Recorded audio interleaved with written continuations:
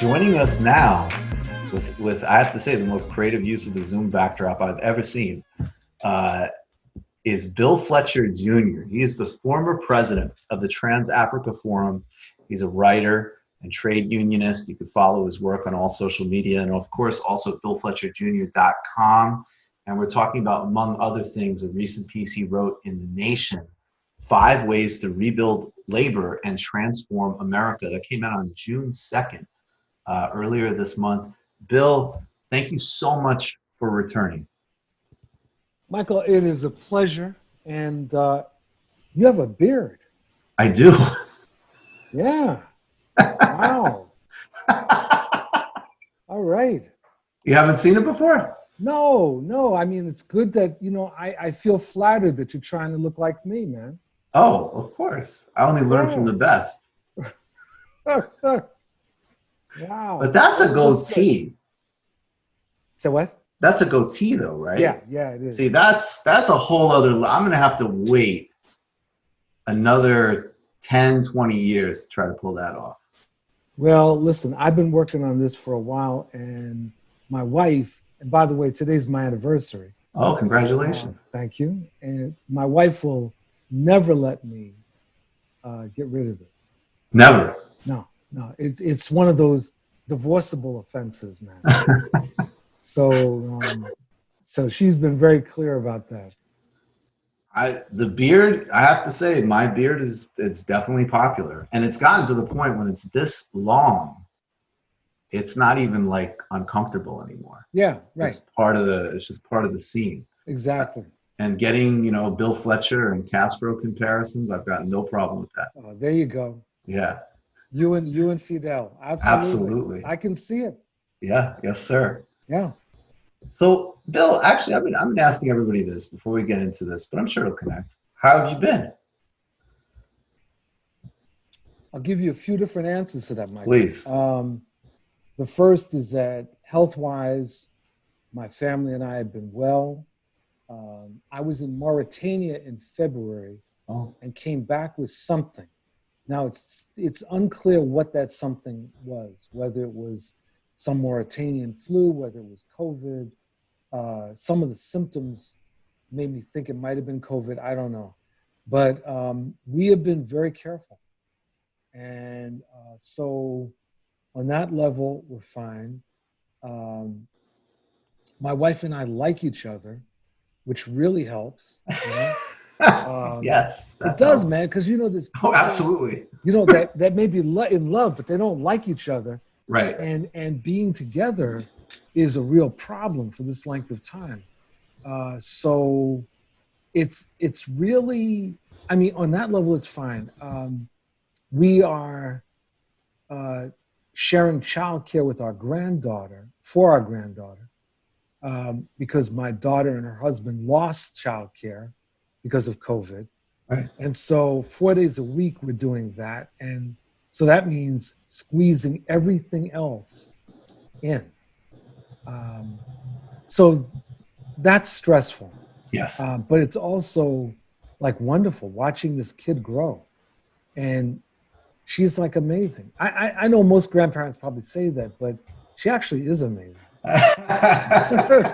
So I love it. So, she actually is, right? Yeah. So we're doing well, and I haven't been this busy in years. I mean, I work 12 plus hours a day, and I think, and this is when COVID started, my life changed, and in the beginning, in the first few weeks, everything slowed down for everybody. Right. And then everybody discovered Zoom. And all of a sudden, man, it's like, there's this like assumption that you can do, that you don't have to do anything else. So you just get on Zoom and do a meeting. Right. And I'm going like meeting after meeting after meeting after meeting. Oh, I hope you're getting a break from that, because that over Zoom time is not good. It's not.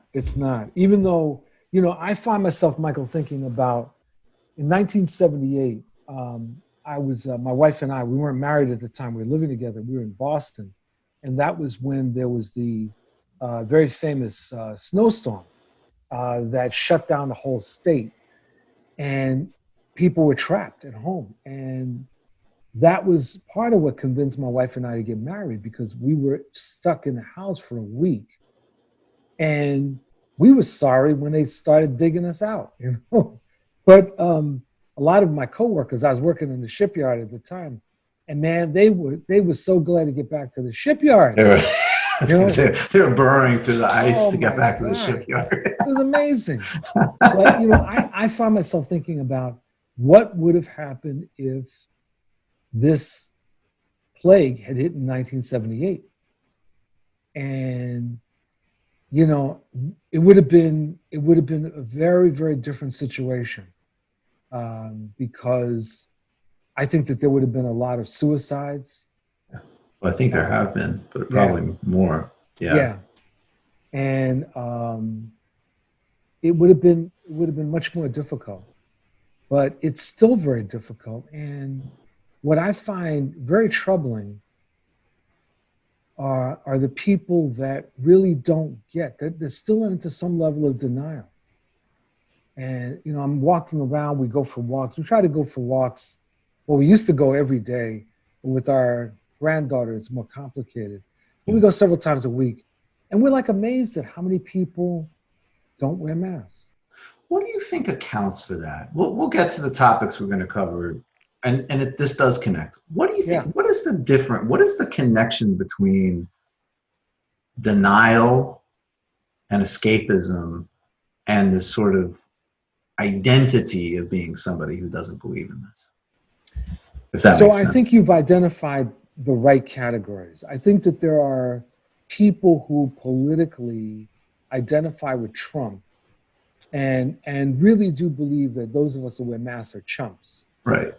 I think that there's also a scientific misunderstanding that a lot of people have, where they think that wearing a mask is about protecting them as opposed to it's protecting other people. So when Fauci and others have talked about it's really your patriotic duty to wear a mask, that resonates for me, because you're basically saying you're looking out for other people.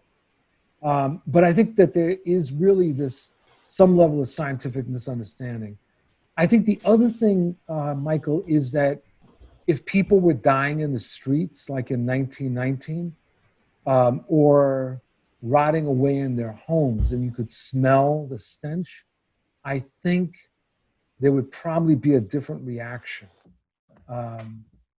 So you've got all that. Then you have this ideological problem, another ideological problem that I encountered with a very conservative member of my family, who back in March was essentially promoting a social Darwinist view of this whole thing.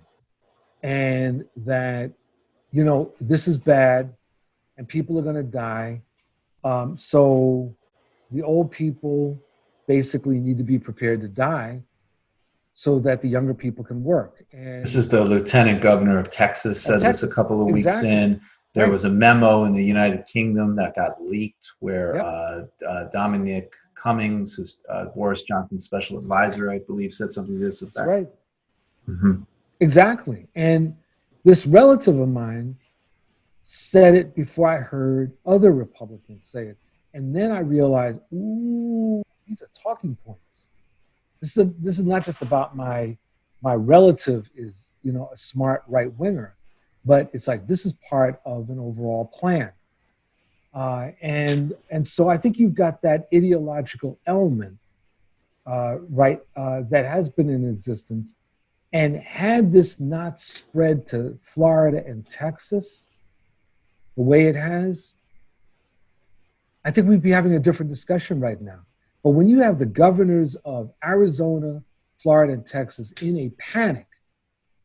You just watched a Michael Brooks Show video. Subscribe to get them all. Why wouldn't you? Don't be foolish. Click subscribe below and become a patron as well. Patreon.com/TMBS. Thanks, everybody.